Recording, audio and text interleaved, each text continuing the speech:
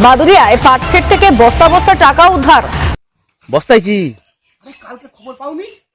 কালকে পাট বাগান থেকে বস্তা বস্তা টাকা পেয়েছে। আমি সেই জন্যই তো এখন বস্তা খুঁজতেছি। এতগুলো বস্তা তোমার চোখে বাজছে না? তুমি লোক শুনে নেই কি হবে? এই তাহলে আমরাও পাবো নাকি? আসো আসো আসো। এই দেখো দেখো দেখো দেখো দেখো দেখো চন্দন, তুমি বস্তাটা দেখো, বস্তাটা দেখো, যদি টাকা হয় তাহলে তো আমাদের লাখ খুলে যাবে। ছি, শুধু গোবর আর গোবর শালা। তুই থাকো কোথায়? তোমার জন্যই এরকম হলো।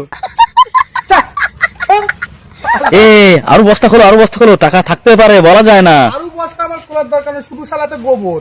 এই গোবর সার দেবে বলে এই অবস্থা। টাকা টাকা কি আর এমনি করে আসে? টাকার জন্য নসিব চাই, নসিব। আমাদের ভাগ্যে সেসব নেই। কালকে ওই যারা জোন ছিল তারা যদি ইচ্ছা করে ব্যাগগুলো খুলতো তারা বড় লোক হয়ে যেত। এক ব্যাগ শুধু সোনা আর শুধু টাকা আর টাকা। আর আমাদের কপালে গোবর লিখা আছে, শুধু গোবর। তুমি দেখো তো, খোলো, যেটা খুলবে সেটাই গোবর। গোবর ঢিবি করে রেখেছে পাট বাগানের পাশে। আমি তো ভাবলাম টাকা। শালা কপাল খারাপ, এছাড়া আর কিছু না। চলো বাড়ি চলো।